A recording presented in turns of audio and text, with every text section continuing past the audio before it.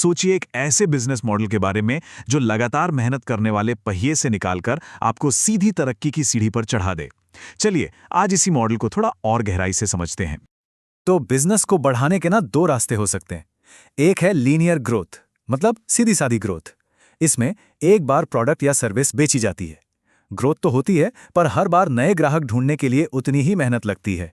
वहीं दूसरा रास्ता है एक्सपोनेंशियल ग्रोथ का, जो सब्सक्रिप्शन पर चलता है। यहां जब ग्राहक खुश होते हैं तो वो दूसरों को भी बताते हैं, और देखते ही देखते ग्रोथ तेजी से बढ़ने लगती है। जो बिजनेस इस मॉडल पर चलते हैं ना, उन्हें जबरदस्त फायदे मिलते हैं।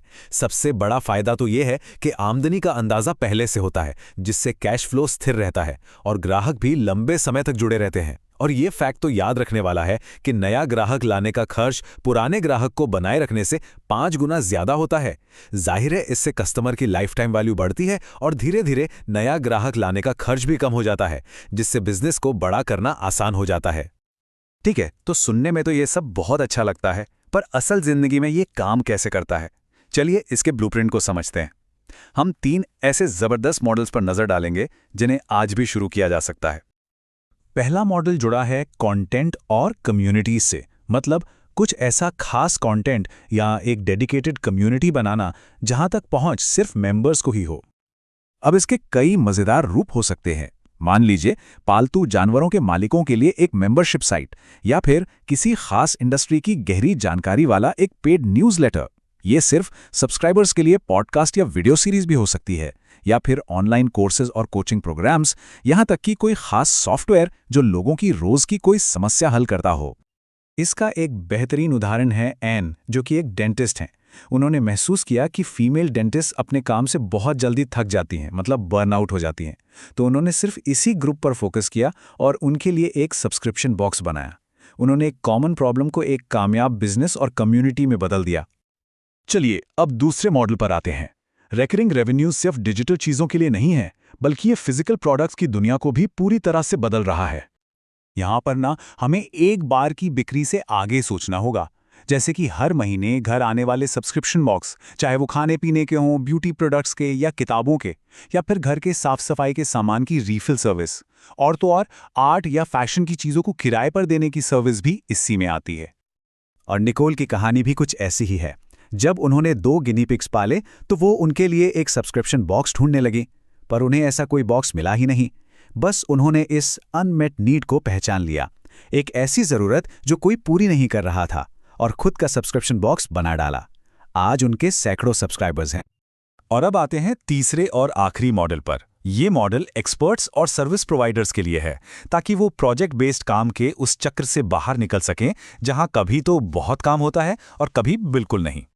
यहां मंथली रिटेनर्स का कॉन्सेप्ट काम आता है, मतलब क्लाइंट्स अपनी ज़रूरत के हिसाब से एक्सपर्ट्स की सर्विसेज को लगातार एक्सेस कर सकते हैं।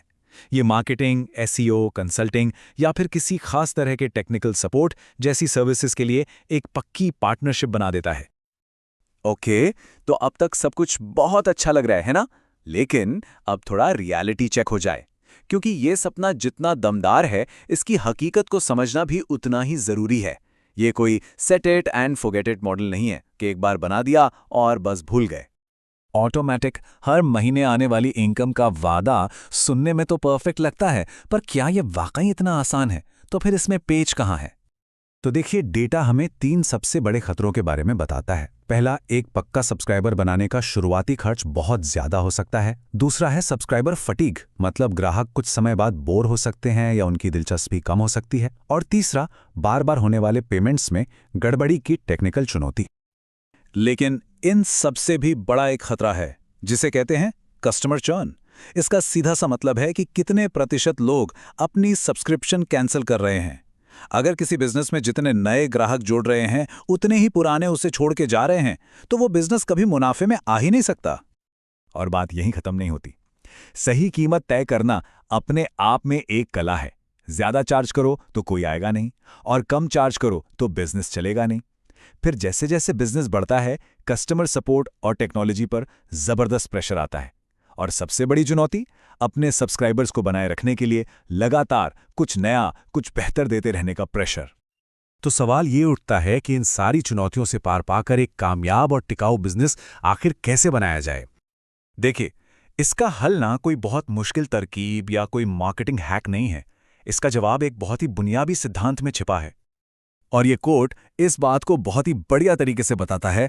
अगर आपको रिकरिंग रेवेन्यू चाहिए तो आपको अपने ग्राहकों को रिकरिंग वैल्यू देनी होगी।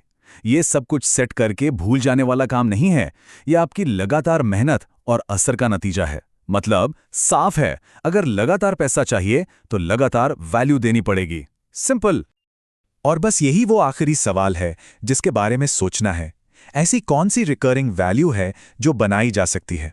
वो कौन सी समस्या है जिसे बार बार हल किया जा सकता है? या वो कौन सी खुशी है जो बार बार दी जा सकती है?